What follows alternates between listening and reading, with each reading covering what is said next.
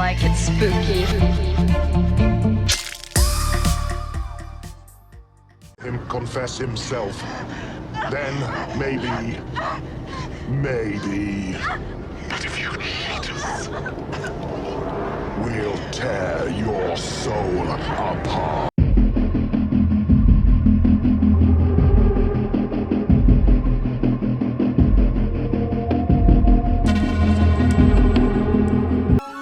Hey, what's up, everybody? Welcome back to my channel. Welcome back to Bobby Likes It Spooky. And I'm decided to do a fun series called Originals versus Sequels. And today I have my first guest for Originals versus Sequels to talk about two interesting but horrific movies, in my own opinion. And he's the host of Horror Queers. We got Joe Lipsett here. How's it going, Joe? Wait, oh, there we go. Hey, Joe. Hello, thanks for inviting me on. Oh, no, of course. So everybody can see our little Hellraiser. Hellraiser still is gorgeous. So here we go, everybody. I know it's awesome. And I try to do the little neon or whatever just to give it some pop and make it a little gay because gays love neon. So why not? But yes, surprise everybody. We are doing Hellraiser and Hellraiser 2. But before we get on with that, Joe, how's everything? How you been, man? I'm doing okay. Yeah, you know, some days are better than others. It depends on whether I've gotten to go outside or if I've been locked in the apartment. But yeah, I mean, at the end of the day, it's what we make of it. And I'm trying to stay a little sunny. Question mark. Hey, get some vitamin D. You gotta get some sunshine. There we go. What about you? How are you doing? I'm pretty good. Actually, the same thing. The weather's getting a little bit nicer, so I'm trying to, get outside as much as I can. Not be so cooped up in the house, but also I'm a homebody. Yeah. So I like being at home as well. So I go back and forth between like walking my dogs, just going for a walk, maybe a run, and then back in the house.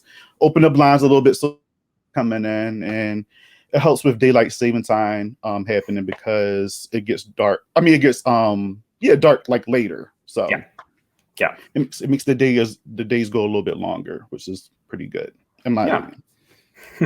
Yeah. So Joe, this is a question I'm gonna be asking everybody, but what's been keeping you lately? Okay, so I have a recommendation. It's a show that should be available on Netflix in both of our fair countries, but I was turned on to a TV show called Aries. It's a Dutch horror show about a woman who gets indoctrinated into a secret society. And it's really, it's visually really captivating. They own a mansion, so she gets boarded up with a bunch of other new recruits, and they have a bunch of really unusual practices, and you never really know what's going on, and that's a large part of the mystery, but it's also self-contained. It's only one series. You don't get a ton of closure, so there's still some question marks, but it's gorgeously shot, and yeah, I just found the visuals really captivating. Oh, I'm gonna have to check that out. What's it called again? It's called Aries, like the god of war. Oh, and also like the zodiac sign, right?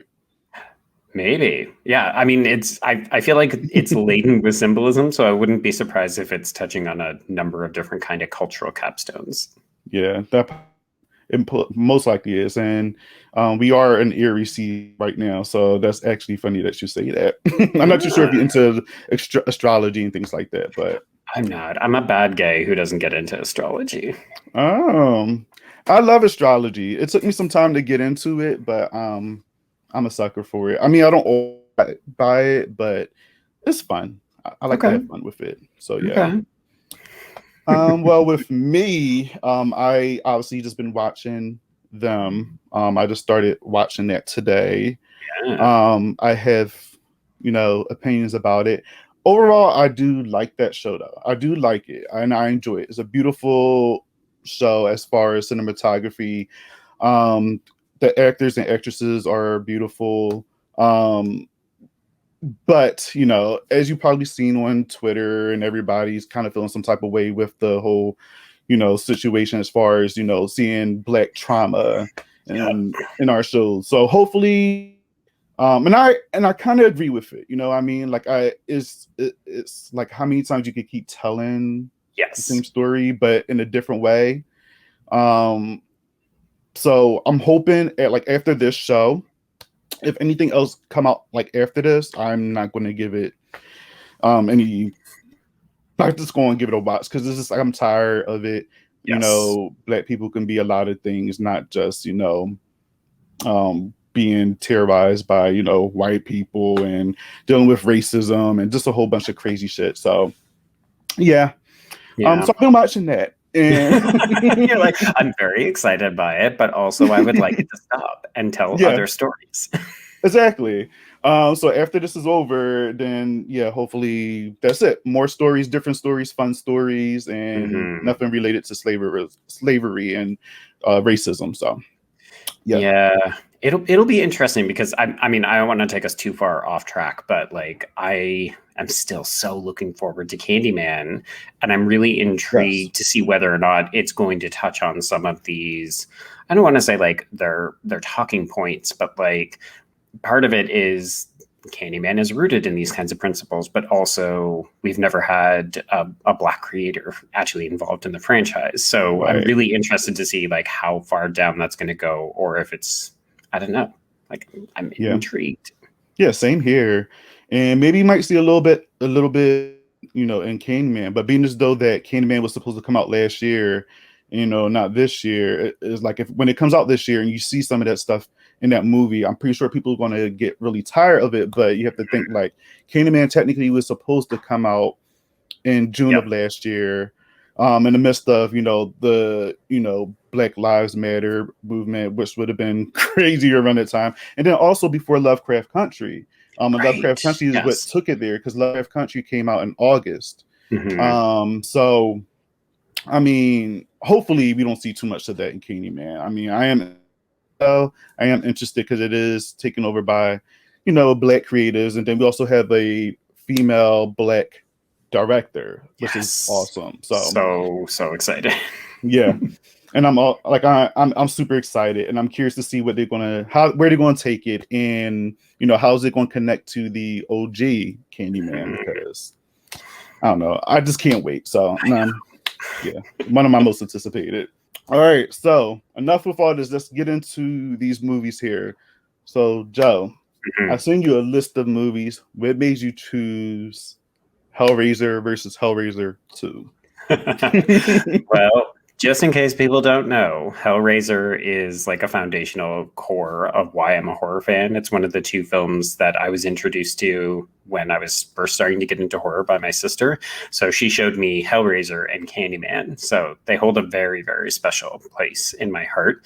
And it's really not just Hellraiser. Like I look at this as almost like one film divided into two separate entities. So I really love both the original and the franchise. I think they work perfectly as one complete story. So I'm actually a little trepidatious about the fact that there's a versus between here, because I love both of these texts. It's only so much I can do because these movies are like similar in a way. So there's only so much I can like put, against each other, but I still. And it's funny that you mentioned Candyman, because I got a question about Candyman a little later, along with Hellraiser. Nice. Actually, that's interesting that you mentioned those two. That's awesome. Yeah, it's hilarious because I don't think my sister knew that. I mean, they technically share a creator if you want to give Clive Barker credit for Candyman. A lot of people I know look at it as like more of a Bernard Rose work, but for me it's always like, oh, the sensibility of Barker comes through in both of them. So I think it's hilarious that it's basically like, oh, Clive Barker is why I'm a horror fan, and he's so gay.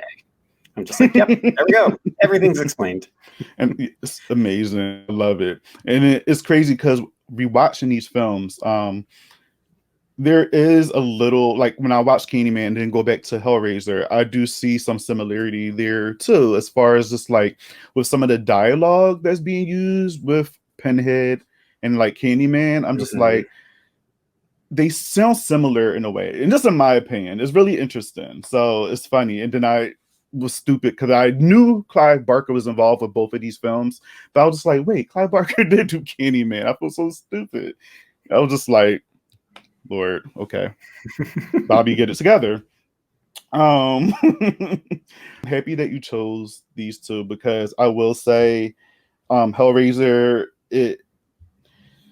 I remember watching this as a kid, and these were one of the both of these movies actually gave me nightmares, and I'm not exaggerating. Both of them did, because these movies are like nightmare fueled. Oh yeah, yeah. One particular scene in Hellraiser 2 got me though, which to this day, even when I rewatched it, I'm just like, ugh, like it just still bothers me a lot, and I just can't, Can I guess which one it is?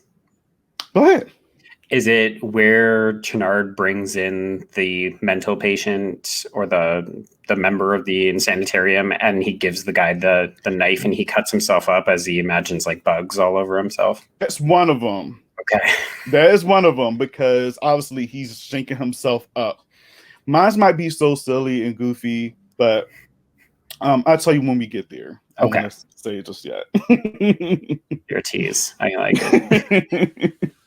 So Hellraiser is about a woman that's pretty much killing these people for her, I guess, side piece. That was just, he was playing with the Lamech configuration, the box, and he summoned demons from the underworld, and he was brought back to life from blood, from Kirsty Father's blood or whatever, when he cut himself. Yep. And that was an interesting scene when he kind of just, I guess was brought back to life from the floorboards, which was interesting. The regeneration scene. It still holds up too. That's what I love. It does. And there's a lot of reverse effects in here, clearly. Like you can just see that, but it's still is gross, it's disgusting. Yes. But I love it. And that was one of the things that like creeped me out as a kid too, because I've never seen anything like that. Like as much as I watched like Evil Dead when I was younger and things like that, seeing something dead and just putting itself together. And when I was younger, I didn't know that was like, in reversal. That's, like when you're a kid, you're not thinking about that. You're just seeing like all that come together. You're just like, how is this happening? Why is this happening? So he's brought back to life, and pretty much he escapes the Cenobites, and we have Miss Julia, your fave. My favorite.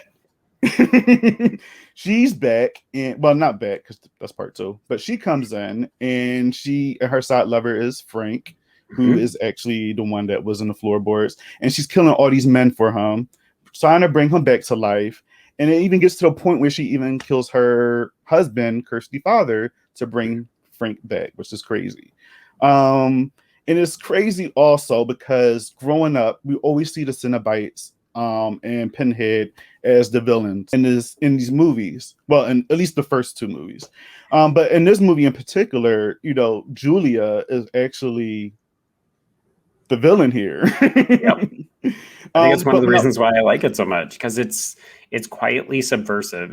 I almost blame the fandom for turning this franchise into something that it never was. Like, it was never about the Cenobites, but they're so visually captivating that's what everybody gravitates to, unfortunately. But I find Julia is just she's such a fascinating villain for all the right reasons, which society have deemed all the wrong reasons.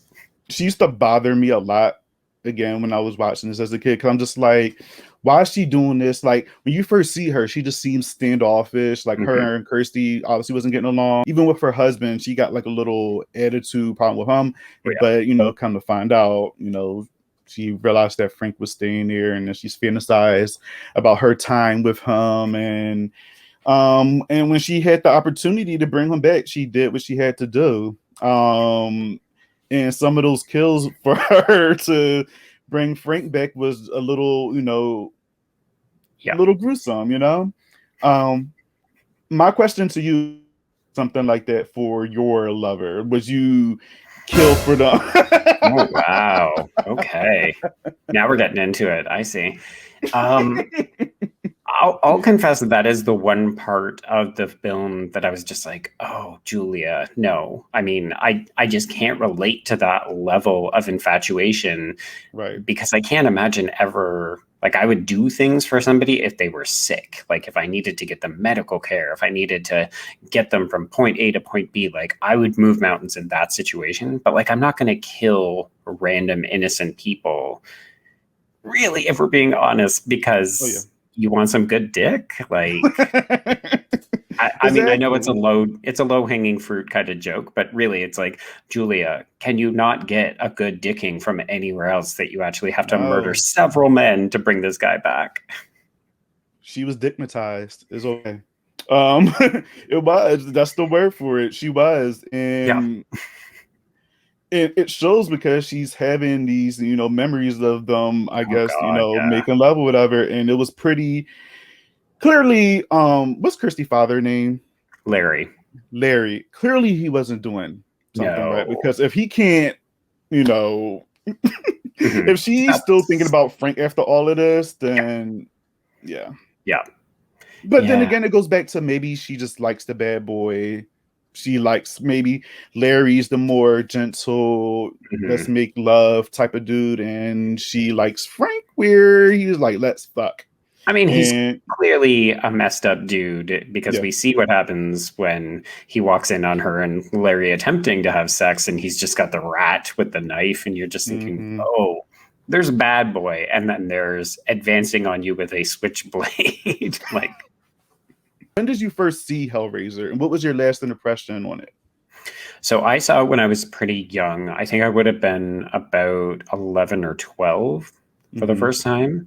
And it definitely scarred me, just like you said, it had an effect on you. I was really haunted by mostly the images of Frank, like the idea of a skinless Yes. man who has been reanimated and who reconstitutes himself with blood. That was what was scary to me.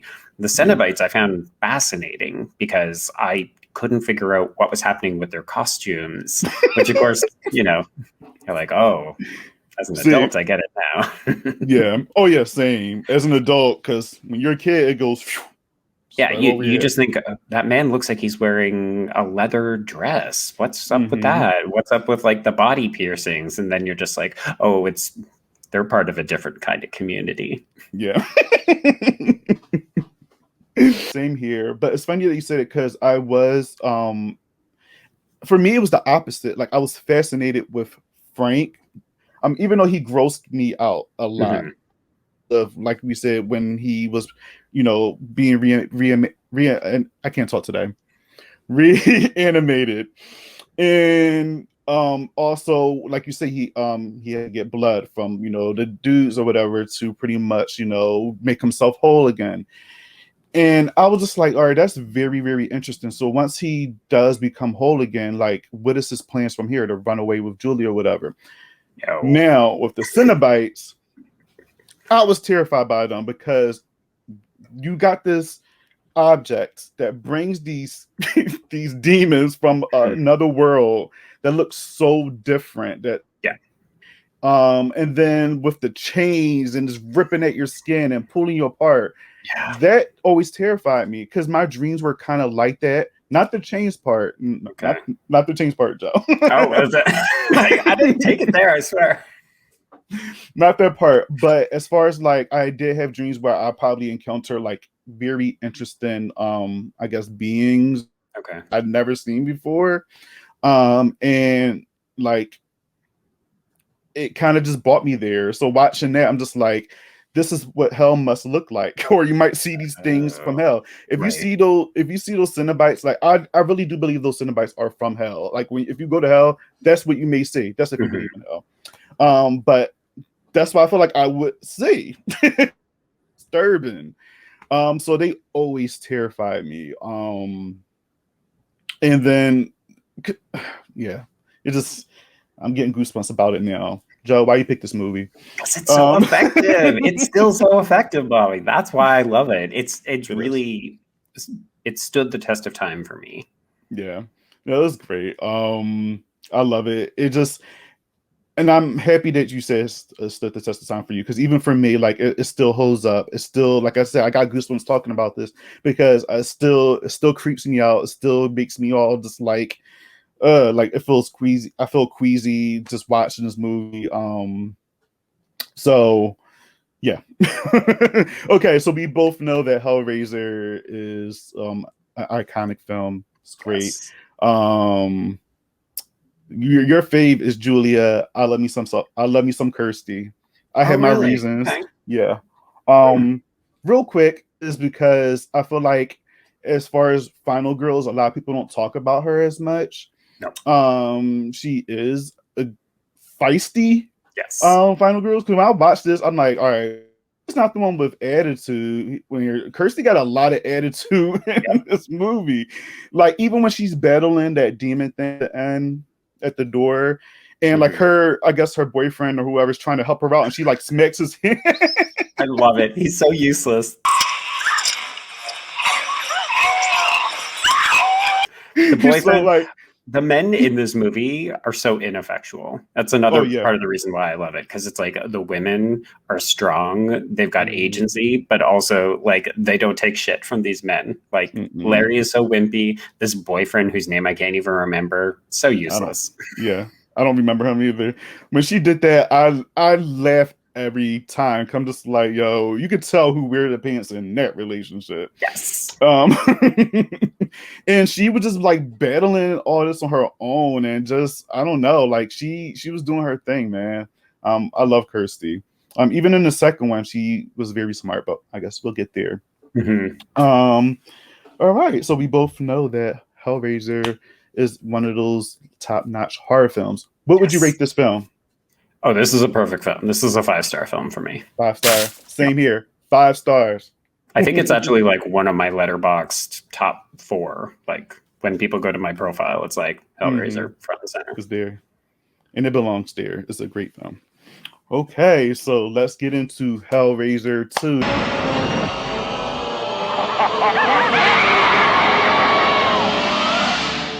Hellbound, Hellraiser 2. Time to play. 1988, right? Mm-hmm. The year I was born. Oh my God, Bobby. Get out of town with that. I'm old, man. Come on. It's only as old as you feel, right? That's how we say it. Yeah, I guess. I don't feel that, but like I'm like 20 something sometimes. There you go. But then when the bills come, I'm just like, oh fuck. So yeah, Hellraiser 2 Hellbound came out 1988. And so we have Kirsty. So is this a mental institution or something that she's in? Yeah, like a psychiatric institution. But Yeah. I mean, the patients really seem to vary. Like there are clearly people here with like a very significant mental illness, and then Kirsty's like, I'm recovering from trauma. Right. I don't need to be locked up for this. Exactly. And I'm just like, when you see everybody else situation, and it's like, why is Kirsty there? She should be in a whole different place. Yeah. Not in there. No. But whatever. So she's there because obviously because of the events that happened. And the first Hellraiser, she lost her father because Julia sacrificed her father to Frank, and he wore his skin and all that fun stuff.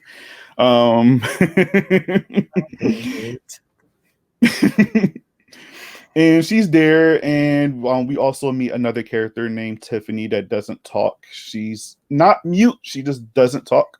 Yep. It's the weak link to this film. I do not care for Tiffany. You know what's crazy?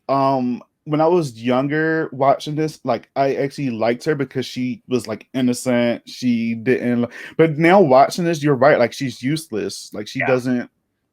The only thing she does is like open a fucking box. Like let the Cenobites out and shit. So I'm like, okay, good with puzzles, fine. They could have gave her some more dialogue or just gave her something more to do in this film, but. I think it's a symptom of how old this film is. Like, I don't know that we would accept a character, or people would rethink whether they like, do you really want to center this movie around a potentially mute character who doesn't really have much agency? it feels like a very late 80s kind of move. Yeah. Yeah, that's true. But I mean, overall, though, what do you think about this film just overall? Like, what was your like and last impressions of this movie? So I'll admit I can't remember when I first saw this film, but I don't think I knew that there was a sequel to the original like immediately after I watched it. So I think I saw it much after the fact. And I remember being struck by how much they kind of expand the world, because the first film, it's got a fairly low budget. It's really centered in the one house. And here they take you into hell. And I just think the way that they raise the stakes and the way that they find, it doesn't feel like, oh, okay, well, how are we going to bring back Frank? How are we going to bring back Julia? Like, it really feels organically driven to have these characters there. And I think just also putting Julia front and center, like recognizing that Claire Higgins is amazing in this role, and building this second film around her, really for me, just like the stakes are raised and the villain is this much more captivating. Yeah, and it always just makes me sad that we didn't get the kind of planned trilogy that would have capped it off, where Julia is like really, really front and center. But I would love to see that. Because Julia, again, I'm going back to this, but she always irked me when I watched this back in the day. But now it's just like I grew to like her a lot. She's another, I guess, villain that nobody don't really talk about as much either. Like Julia, she's that biatch. I love her. She got on my nerves, but I still love her. but in this movie, she's directed. So we got Dr. What's his name? Chenard. Dr. Chenard. He's obsessed with just pretty much like that's one part I was a little confused with. So is he obsessed with like the Lambent configuration and all that stuff? Okay. Yeah, because he's got a bunch of them on his desk. So he's clearly like done his research or encountered people who have maybe been victims of the Cenobites or something. So he's got a little obsession going on. Yeah, so he's a little familiar with I guess what happened in the first movie. So obviously this stuff may have happened before. So he finds out that there's a mattress that Julia had died on, and he brings the mattress. Well, he gets the mattress brought to his office, and he, going back to what you were saying earlier, he brings in a patient, that he sees imaginary, I guess, things on him, bugs and insects. So he's cutting himself up with like a blade or something. And obviously, I guess I don't even know what to call like Frank and Julia when they are in that state. Like I don't even know if there's an actual name for them. They're just skinless or whatever. Basically. All right, let me rewind. So Julia did die on that mattress. So did her body get absorbed into the mattress, or like did they take her body and her blood was just on the mattress? And then that's one thing I was confused about too, because I wasn't too sure. Like when Kirsty's telling the story what happened in the events of the first film, like we see Julia on the bed with the box and she got the chains on her and they said she died on the mattress. But how she's able to come out from the mattress, like do you know, or is it just I don't know the specifics, no, because it seems kind of like, oh, well, if this is where you died, then that is where you can be brought back from. But I don't know if it means that the body itself needs to be there, or if it's something more like the essence. I think it's like if you die under the kind of like spell or conditions associated with the box, then you can be brought back from the place that you died. Okay. That makes sense, because with Frank, when they were in the attic, obviously he died in that attic or that room. But like presumably they would have found these bodies and buried them. Like you're not just going to leave them just there to hang around. Right. Because I was thinking about that too. I'm like, Frank, how did his like fucking remains and stuff ended up underneath the damn floor? But I guess his blood and guts and stuff that kind of just seep underneath there. So whatever's like left of you there. I don't know. I wish maybe when they come out with the series, they'll explain more about that. Who knows? Oh my God, I would love it. Honestly, It's one of those things where I'm like, I almost care less about the movie, even though I think the director of the movie is better because it's David Bruckner, the guy who did The Ritual, and he's doing The Night House, and that's really exciting. But I think the series has so much more potential because you can actually go in and tell these stories. I'm just, of course, also worried that they're going to adopt the structure that they did with the later entries in this franchise, which is just like film noir with a Cenobite on the corner. Not a fan. Norm. Fun fact. My first horror movie actually to be seen in a movie theater was Hellraiser Bloodline. I wasn't supposed to go see that movie. I remember like my mom had like one of like like close friends from childhood like watching me, whatever. You're like, well, you know, Bobby, what you would like to do today? I would like to go to a movie, and this one you have to look at the. I love these kinds of stories. And this is when you can call movie phone through the phone to find out what the movies are, when the movies are playing, or you can look through the newspaper. There was a newspaper, and I said I want to go see this movie. It was Hellraiser Bloodline. I thought he was going to say no. He's cool as shit. He took me there, and that movie got me out of here. My mom to this day, I don't think she knew that. I think he said that he took me to go see like obviously like some kid movie or something. No, we went to see Bambi. I don't know why he's so traumatized.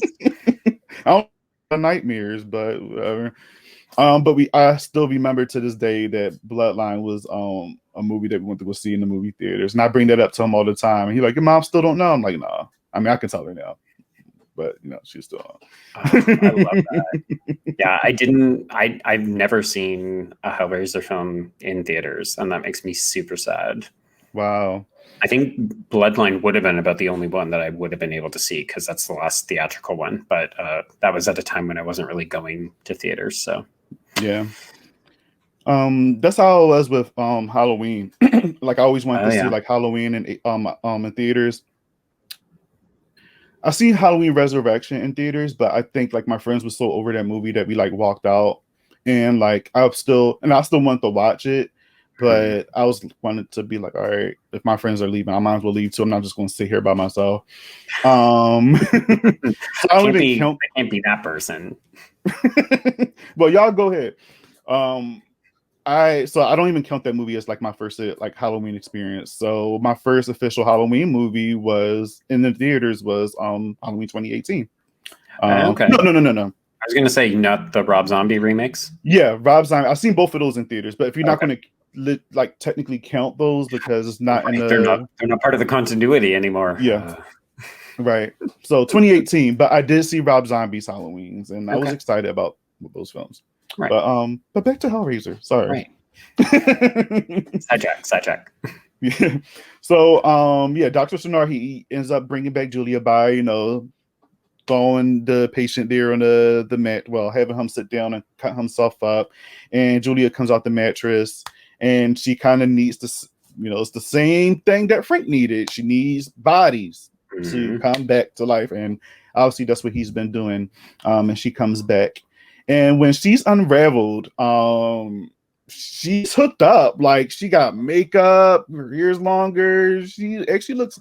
I think she looks a lot better in this movie than she did in the first one, in my opinion. Oh yeah, she got like a villain glow up. Oh yeah, that's what we're gonna call it, a villain glow up. Yes, she's embraced who she truly is, and as a result, she looks fucking fantastic now. Yes, she's like, yes, feed me men and hot women. So good. I love it. Kirsty finds this out, you know, and then, you know, it's just so much happens in this movie because like you said, we are going into hell. First one, hell was somewhat brought to us because the Cenobites was coming out. You have like, you know, weird demonic creatures coming out. But this time we're actually going there. And I guess this hell is like, I guess their own personal hells, because we see Kirsty when she's there and she see like her own little, she sees her dad's house. She goes in there and she see a whole bunch of crazy shit there, and she's looking for her father in this movie because, you know, I don't know if that's a vision that she had, but she thinks that's her father that says like, "Help me, I'm in hell." Yeah. But that ends up being Frank. You Mm-hmm. can't tell because they have no skin. Yep. And she just assumes that is her father because, you know, she thinks Frank is dead and her father's in hell and whatever. So I don't know. So she ends up going back there to try to save him, and we just have a lot of crazy stuff going on. Julia is actually down there too with Dr. Chenard, and she sacrifices him to become a Cenobite. Yeah. Is this something that he wanted? I She think said, I think he did, but maybe I don't think he anticipated what it would actually take, right? Like I don't think he realized that he would have to sacrifice himself. So initially he seems put off by it, but then of course when he comes back with all the Cenobite powers, he's very excited because he has a giant penis on his head.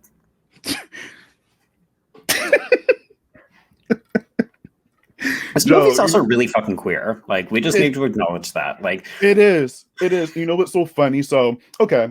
So when he got turned into a Cenobite, that's the thing that actually gave me nightmares. The way he looked and how he was just killing people.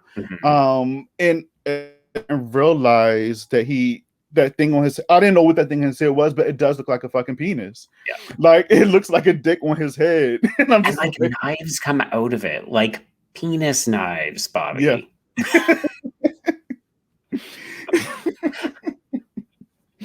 It's horrible. And again, that's what I guess traumatized me, because when he is turned into the Cenobite or whatever, and it's the scene where he's killing all the patients in the room. Yeah. And it's a noise that he makes. It's just like it's just like this weird vibration, stuttering. Yeah, it's almost like he's got gargling. Yeah. I don't like it. It's disturbing. When I watch this to this day, it bothers me. I'm just like, why? Like stuff like that gets underneath my skin. So him as a Cenobite is also what gave me nightmares. Because yeah, it just disturbed me. Because I also had dreams where I'm running or I'm somewhere by myself and everybody around me is being murdered. But not by like a killer, like a serial killer, but like something like that, like a monster or something. Mm-hmm. And it just, I can relate to it as far as that aspect in my dreams. Right. So that's why it bothers me a little bit. But what's interesting, because at the top of the conversation, you actually said that these movies are filled with like nightmare imagery. So clearly it's like they've done their job of tapping in to things that scare us, but also things that we were maybe already afraid of, that we then see depicted on like these big fucking screens. And it's like, holy shit, how did you get inside my head? Right. It's so wild. And maybe they experienced the same thing. So maybe that's why they're able to, you know, emulate that onto a picture, just because they have those same type of dreams. Mm-hmm. And they can just, I guess we all can relate. So, you know, we have this movie, like I said, there's a lot going on in this movie. You have Julia sacrificing him, and then he comes back, and then like Julia sees Frank again, and then she kind of gets her revenge. Mm-hmm. Nothing personal, babe. Oh my God, I love it. She's so great. The part I did laugh at though is when Kirsty sees Julia for the first time in this movie, and what she say? Julia says something about like, "Come at me, take your best shot," or something, like calls her Snow White or whatever, because she calls herself the evil queen. I was just like, she delivered that so good. I love it. Good. And then just slaps her. So good. So overall, what would you rate this movie? So as I said, I really like to think of these films as a bit of a pair, but I will admit that Hellbound has a few more inconsistencies. Like there's a little bit of tampering. You can see that it wasn't quite the film that they wanted to put together. Like they lost Larry Robinson, the guy who played, or sorry, they lost Andrew Robinson, the guy who plays Larry from the first film. And I think they cover it up well, but like there's little things where you can see that they would have done things a little bit differently if they could have made it the way they wanted to. And I'll admit, I also think that Chennard is a bit of a wet blanket. Like I don't enjoy that character, and I don't like how he pulls focus at the end of the film. Like, it should be Julia versus the Cenobites, and to suck her down a hallway and that be her exit from the franchise is always really disappointing to me. But overall, that sounds like I'm just shitting on this, but I really actually do love this movie. No. I agree 100% with you. Because again, like the way Julia goes in this movie is kind of just like, well, that's it. Like after all of that, that's the way she goes. She just gets sucked down the hall, and and they substitute that with Dr. Chennard, which I'm not gonna say is horrible, because I mean he was terrifying as a Cenobite, but I don't know, like probably see Julia in some like Cenobite get up. You know what I mean? Like I want to know what she looked like. And what would she look like? Because each Cenobite got their own unique look of how So I wonder how she like would have looked if she had like some type of leather and metal and piercing. I don't know. And to be honest, I think that's probably the direction we would have gone in the third film. Like this doesn't seem like a very good exit, but if you think about the fact that they were planning on having her be the big villain in that third film, then it makes sense. Like, oh, well, she's not really gone. We'll bring her back. But then she never comes back. It's like half fuck. But yeah, so it's a 4.5 out of 5 for me. Okay. I'll probably say a 4 out for me. So I'll take away a half. Probably more realistic. I recognize I like these movies way more than a lot of other people do. And you know what? It's fine. And I feel like I mean, they're good. I'm not going to like say they're horrible. Like they're good films compared to their sequels. Like, come on, these two are I think are best in the franchise. So So come on, the music, everything in this movie is just. Both movies are just haunting. It's just you know what it is. The imagery is again just horrifying, nightmare fuel. Just everything about these two movies are just like that. And I feel like they lose all of that in the sequels going forward from here. It's just like, all right, we want to see more of the Cenobites, and then that's really it. And I think there's so much more to that in the Hellraiser world than just the Cenobites. So. So we're gonna go into our little battle between these two films real quick. Again, these aren't too hard. These are just something that I pulled together that you prefer, what you like better. And we'll see who comes out as the winner. Okay. Because your opinion might change, I guess, based on the character, and things like that. So, all right. So number 1, what is your preferred storyline? What do you think is better?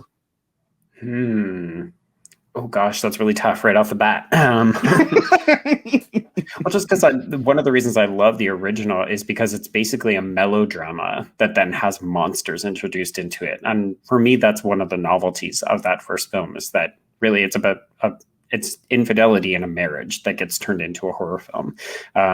In terms of like exciting storytelling, though, I think that the sequel does step that game up by taking us into hell. So in that case, I'm going to say Hellbound. Hellbound, okay. I was actually struggling with this one as well. And I came up with it. I'm just like, damn. I would probably say Hellbound as well, just because of we're actually, like I said, we're taken to hell. We get to see what that world looks like. Did you guys do a podcast on this one, or did y'all do? So we've done 3 and 4, but I did a whole series with Brian Christopher from Daily Dead. Okay. So we actually covered like all of the entire Hellraiser franchise, and then we ended on these 2. Okay. Because I think I listened to part 3, and you guys did talk a little bit about this one and the first one, and you guys mentioned about how I guess they didn't have the budget to do certain things in this movie as far as like what they wanted that world to actually look like. I can see where they were trying to go, but I still think it was great. I want to say the first one, just because again, I mean, it's the first one. It's great. Yeah. You are introduced to all these people. You see all this stuff for the first time. But that world in the second one, is just a little bit more, I guess, scarier for me than the first one. Mm-hmm. So I also would have to say Hellbound. Okay. So we have Hellbound for that one. For number 2, your preferred Cenobites. So Cenobites in this one and in part 2, or Cenobites in the first one. Even though they're technically kind of the same, but I mean, there's a little differences. Well, yeah. Do we get to count Chenard in as a Cenobite for the second one? Okay, I think I might go for the second one again then, because even though I said I don't love Chenard, it's mostly just because he's pulling attention away from Julia. But the creature design on him, where he like hovers and he soars through, particularly that scene where you mentioned where he's sacrificing all the patients, I just think it's really like striking imagery. So I think just based on the introduction of the Chenard Cenobite, in addition to the other ones who admittedly don't get quite as much screen time, but yeah, I give it to Hellbound. Hellbound. Okay, for me as well, I'm probably going. All right, so I love like what you just said about Chenard. I love the way he looked. I love his design as well. Again, terrified me, but I'm going to be biased because I just love when they were in the first movie. Mm-hmm. Even though they don't do as much, it's still the fact that the way they first appear, their introduction into that world, still terrifies me. And also, I guess in the second one, like you see them, but Chenard kind of like stripes them away from being Cenobites because he kills them off, and then they turn back into their human form. So we don't really see like they're there, but I feel like they're not there as they are in the first one, like in the first one. Right. So I would probably have to say the first one. Okay. But I'm gonna still one to you just because of Chenard. He is, he's a lot. I already explained it. I'm not explaining it again. I mean, credit to in that first one, you know, I don't think people talk about it all that often, but the hallway monster that Kirsty faces off against when she first opens the puzzle box. I mean, if you look at it, yes, you can see the wheels and that kind of stuff, but I don't think that takes away from just like the size and the scope of that creature. And like, I forgot all about that. The arms on it is like, that's really good too. Yeah, I forgot all about that thing. And that guy, I don't know if he was the actual devil himself that was in the pet shop eating the crickets, and then you see him again. And I think he just turns into a demon and he flies away through the flames, which was a crazy part of the movie too. Yeah, I'm sorry. I gotta give it to the first one. Now that I'm thinking about it. I think he's the keeper of the box. He's the one who kind of keeps it moving forward so that we can always get the Cenobites coming back. Yeah, because then he like drop it off to like some pawn shop somewhere at the end. It sure does. This is interesting. Okay, so number 3, we're talking about your fave, Battle of the Julias. So I'm actually going to bring up some pictures here. So do you prefer this Julia? Iconic. I love the hair. So do I. That's why I chose that one. Or this Julia. Okay, so am I basing it just on these two pictures? Just their characters in both of those movies. Because obviously they're named Julia, but obviously clearly. But you know, we have the murderous Julia in the first one, attitude Julia, in the world of Frank Julia, and just murderer Julia, where in this one we have kind of like resurrected evil bitch Julia, Queen Julia. I mean, Bobby, you have to know which one I'm going to pick. You Yeah, might surprise me. I don't know.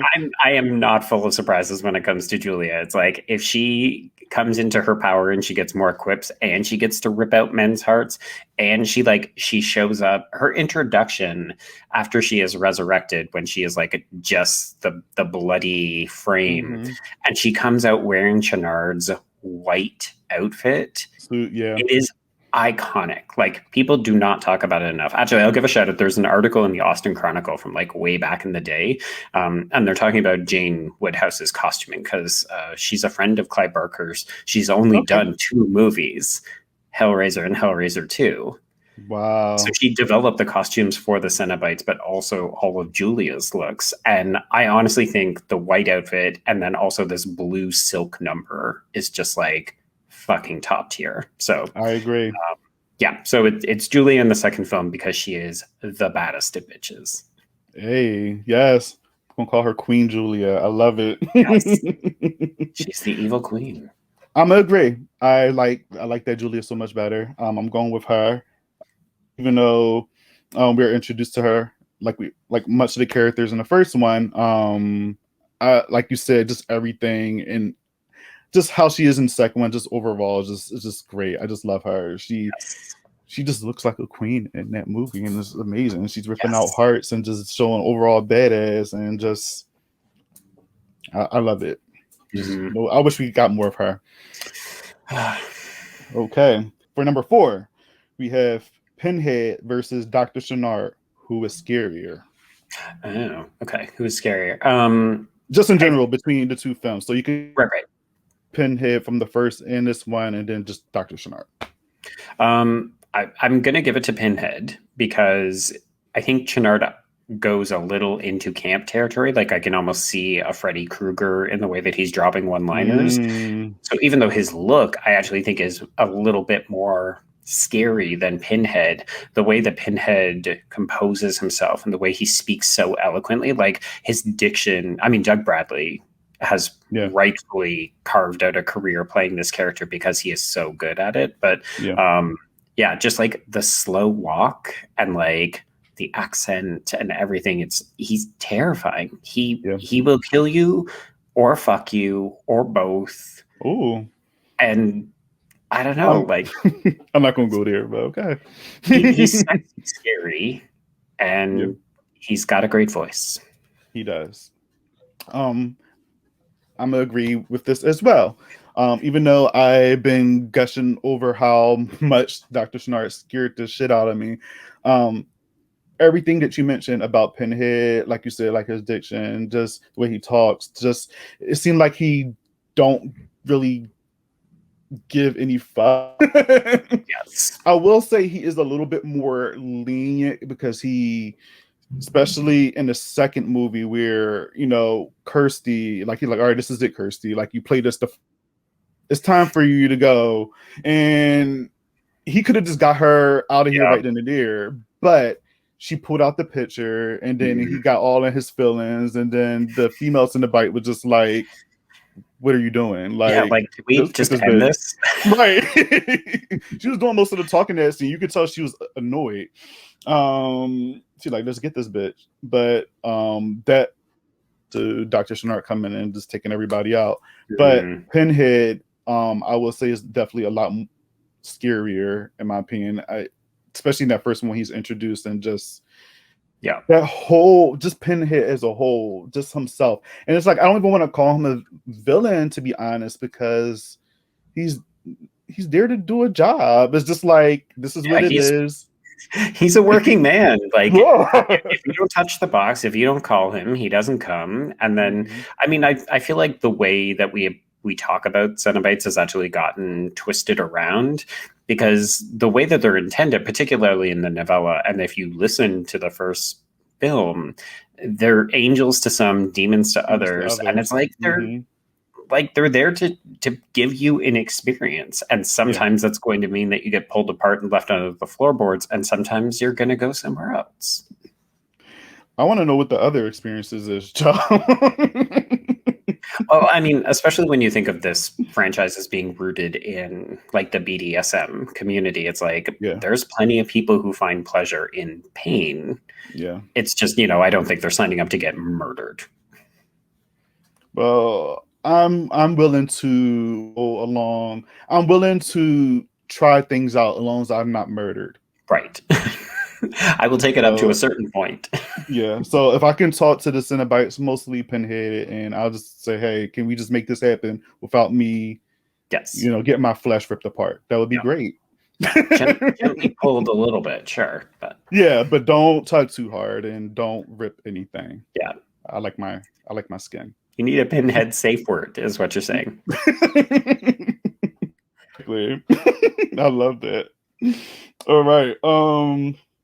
Okay, so Frank versus Kyle from the second one. Kyle, he didn't have much of a lot to do with in the second one. I'll bring up Frank, of course, Yes. sexy Frank, Oh my gosh. bad boy Frank, and No. Just no. I mean, I've never struggled to understand why Julia likes Frank, because Sean Chapman is fucking grade A beef. And then you see, I mean, her boyfriend in that first, like Kirsty's boyfriend in that first film sucks. And then you see this Kyle guy in the second film, and you're like, Kirsty, girl, you can do so much better than these white, bland, milquetoast kind of boys. No, so it's Frank. It's Frank all the way. Okay. I threw Kyle in because I was like, well, maybe there's some charm there. I can see a little bit. There is, until he gets seduced by Julia. Like, he would have been fine, but he is like, oh, this sexy older lady wants me. And you're just like, dude, stop thinking with your penis. Right. You'd still be alive. Well, that's men. So I mean, a lot of them, they can't help that. I mean, that's why the women rule over these two films, is because all of the men are dumb. They keep getting seduced by their dicks. Totally. And at least Frank knew who he was and knew what he was, and he was just like, look, it is what it is. So yeah, I guess there's no competition here. It's Frank. All right. Okay, so I got Kirsty versus Tiffany. And how I got those three is Kirsty from the first one, obviously, and then the second one, and then we just have Tiffany. I have a feeling I know what this answer is going to be, but I would like you to go. Which Kirsty do you prefer? Yeah, it's tricky, because I do think that Kirsty in the second film, she is more on top of her shit. Like, she and Julia really, in a way, get a glow up. Like, they are far more certain of who they are. But kind of like how you talked about, that first film introduces who Kirsty is. And I do think that she deserves more credit as a final girl, even for that first film, because she is feisty. She is smart. So even though I like her in the second film, I think it's all there in that first film too. So I'll give it to the first film. Yeah, I was struggling between both of these two, because it's like she held her own a lot in the first one film, like we both said, but in the second one, like, she is very smart. Like, there's Julia's skin to kind of trick Dr. Chenard, and and it's just like, well, they wouldn't have gotten out of that if she wouldn't have done that. That's smart thinking. I would not think to put on some bitch's skin and then kiss this thing. And like, she took a chance, because what if he knew all along? He said, all right, come here, I got something for you. And then one of those little dick things and then got her and like alien her, and then that would have been the end of it. Yeah, that's true. So she took risk, she took a chance. I don't know, I would have to say the second one. Just I was gonna say, wait, are you saying the second one? I would have to say the second one for that reason. Again, I love her in the first one because, again, she held that she held it on her own in that one. She didn't need nobody to help her. But in circumstances, I mean, they both were horrible. Both of those were horrible circumstances. I wouldn't want to be in either one of those. But me being in actual hell and dealing with that. Yeah, I might have to say the second one.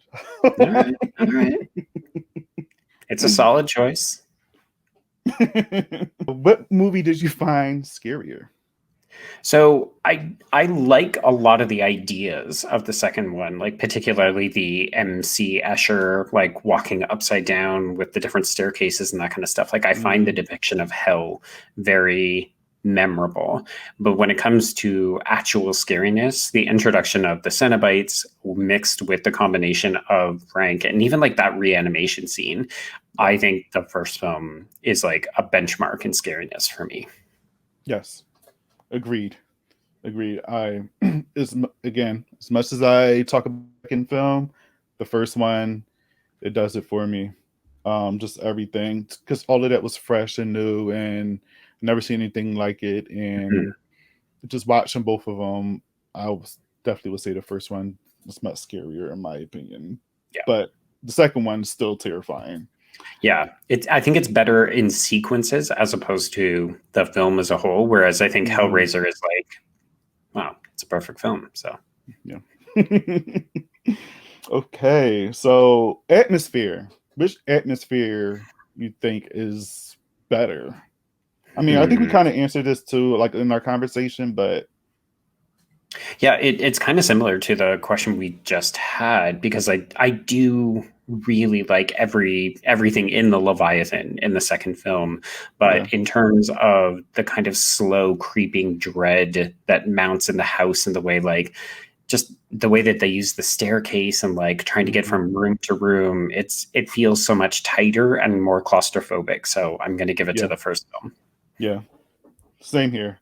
Again, it's just, even though I said hell or the Leviathan is terrifying in that second film, I can imagine if my house was somehow like transformed, because that, I feel like in the first film it was transformed in a way like she couldn't really get out unless, and when she tried to get out, like this thing was like coming at her. It was just really and even when she left the house, like the house started glowing and stuff. So I feel like it was starting to maybe to like a hell inside that house. It was terrible. It was scary. Then you see Cenobites popping up everywhere. So I would say the first one as well, because I can't imagine my house turning into something like that, because I would just be gone. Yeah, like and it's your house, right? Like, where do you go when you want to feel safe? You go to your room, you go to your house. So that to turn that into a place of terror is it's like, oh, where am I supposed to go? Exactly. I guess go to the pet store. Go to the pet store. That's funny. Okay, so that is the end of the verses there. So those are just the questions I had right there. If I was to say put all this together, I will probably say the first one definitely won. Of course. I was getting worried because you were saying Hellbound. I was like, uh-oh. I mean, not that there's nothing wrong with that, because Hellbound is still a good movie, but most people just don't expect. Koji. Yeah, you don't expect the sequel to improve upon the original, but I think for me, like that's a testament to just how effective that sequel is like it really does give the first film a run for its money. It kind of makes a few fumbles in a couple of key areas, and that first film is just so solid all the way through that it's like if anybody's gonna topple it from the throne, you gotta step that pussy up. So no, that's right. Obviously, Hellraiser win this one here. Kind of knew that, but never know what the outcome may be. You never know. That's why I decided to do this. And I feel like it would be lots of fun to talk about this movie and just put characters and environments and things like that head to head. But before we go, I have some questions for you. Going back to the beginning of this conversation when you talked about Candyman. So my question for you is, if you was put in a situation where you have to summon two entities, so the Lambent configuration or Candyman, summon Candyman, and you have to choose one. Okay. I feel like there's no getting out of what happens when Candyman gets summoned.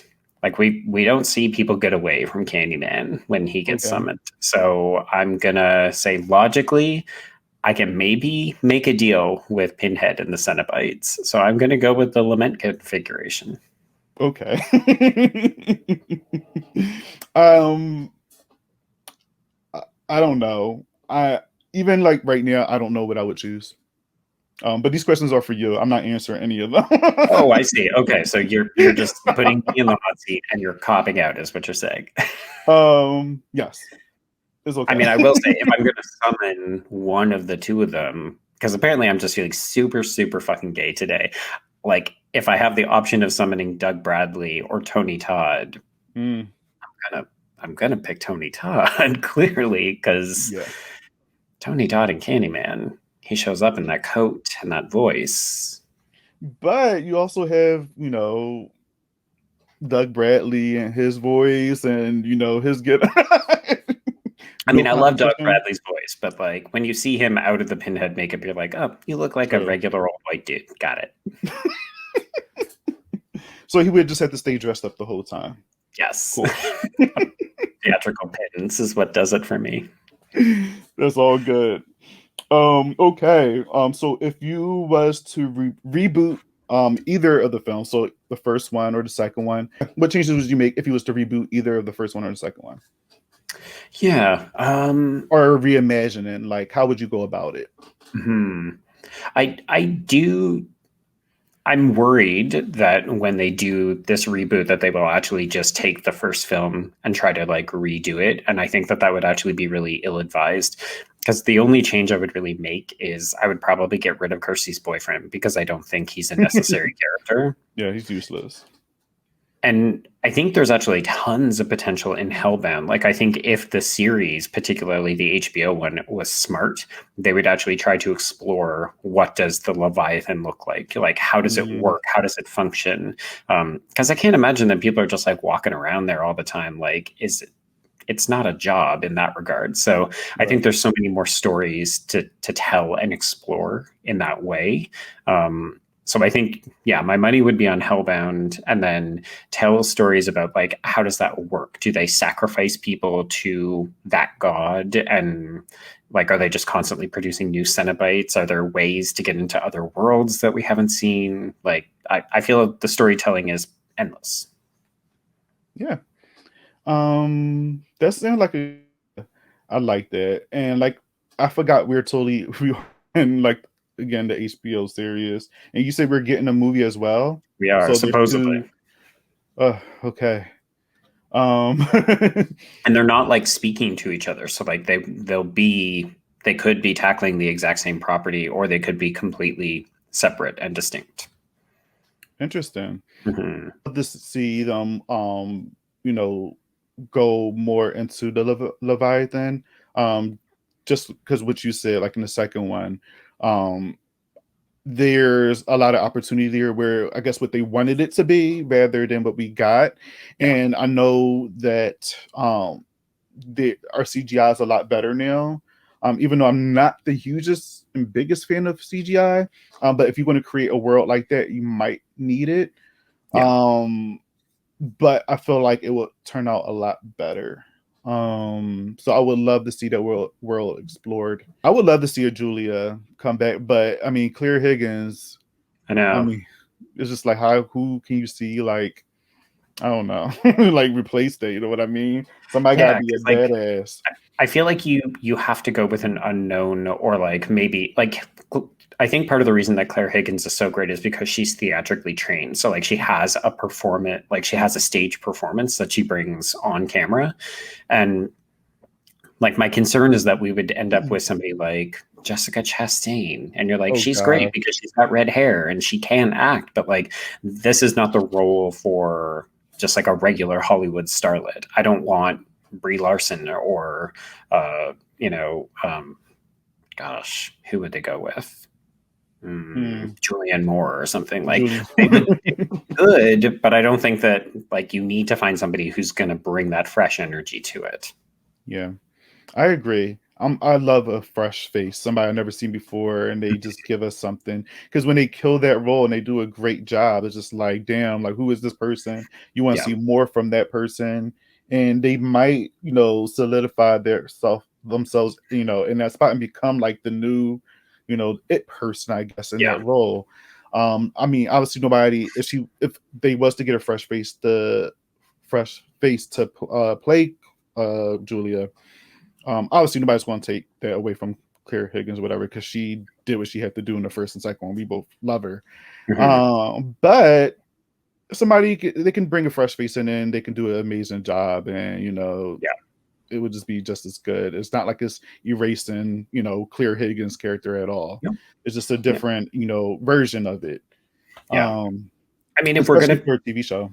Yeah.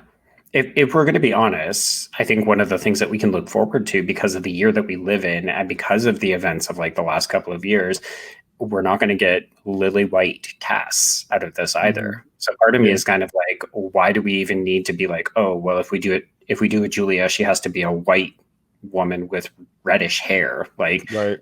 this could be like an entirely black cast or like an Asian cast or like I think we're going to get that kind of diversity because we demand it as audiences now. So I think that alone could bring a different kind of just excitement to the project, because it's like, oh, well, we're not going to be comparing because now we're telling a different story with these new people.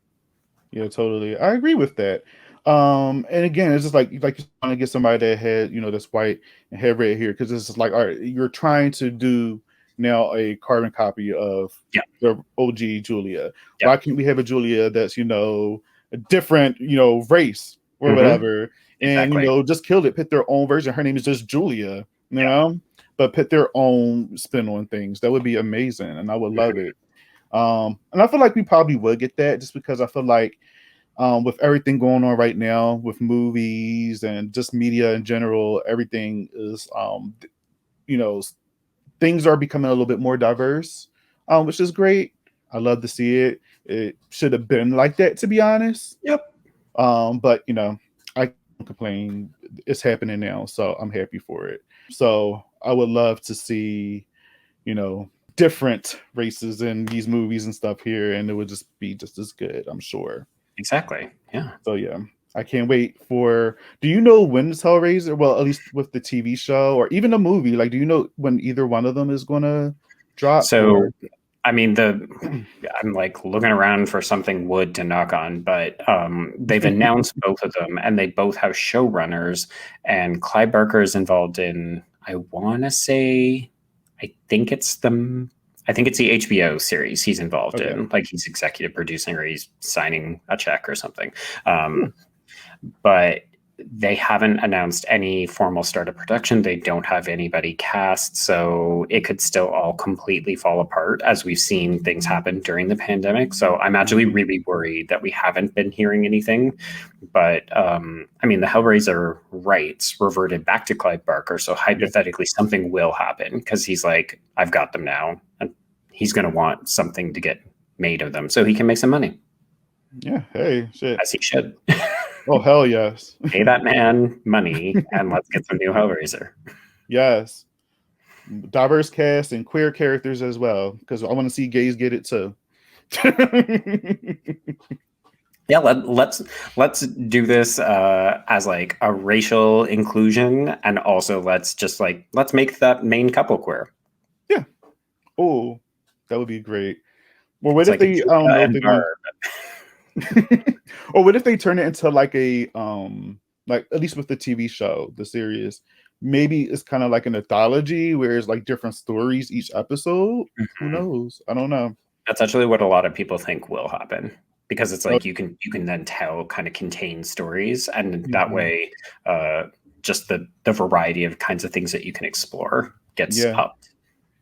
It would be great if they can do that and then like tie them all into each other.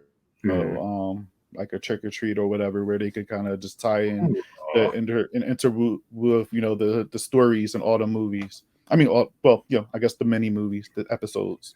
That would be great. I would love that. Look at you bringing your Mike Doherty love of anthologies and You know, I stuff. had to sneak that in there, Joe. I had to sneak it in there. It wouldn't be an episode if I just didn't. Well, that would conclude that. That's all the questions and stuff I had. I had fun doing this. Thank you so much for joining me. I really, really appreciate you. I said that already, but I'm gonna say it again. I really, really do. And you know, before we go, where can everybody find you, Mr. Joe Lipsett? All right. Well, if you want to follow just me, I can be found on Twitter and Instagram at B Stole My Remote, and that's the letter B. And if you want to listen to my horror podcast, that's Horror Queers, and it's at Horror Queers on both Twitter and Instagram as well. Yes. The website queerhorrormovies.com, is it? Oh yeah, that's my personal writing site. So I occasionally throw some stuff up there, and then I write for a bunch of different places as well. But that's usually why I just direct people to my Twitter feed, because then they can find all of that stuff and also all the other dumb shit that I post all the time. It's not dumb. It's fun. I'm trying to like pull back from social media a little bit, because it's like you don't have to be online all the time. People will miss you if you leave for a couple of hours. I mean, that may be true. Some people probably looking forward to your posts. You have fans, Joe. You have fans. Okay. Like Emma Roberts at Scream 4. You took that. You took that right out of my mouth. I don't need friends. I need fans. Or she said some shit like that. Oh God, that's that movie. I love that movie. I mean, it's fun. It's a fun ride. It's good. Yeah. Guys. You can find Joe with everything he just said. Check him out. Horror Queers is an amazing podcast. I listen to them all the time. They're a lot of fun. They always make me laugh. They usually make my day. So definitely check them out. Also follow Joe, great supporter on Instagram and Twitter, especially on Twitter. Lots of fun stuff going on there.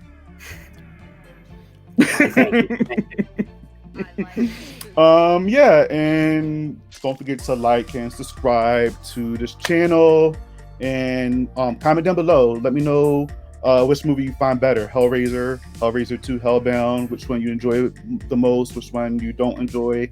Let us know your opinions down below in the comments. So thanks again, guys, for watching this video, and I'll see you in the next episode. Peace out.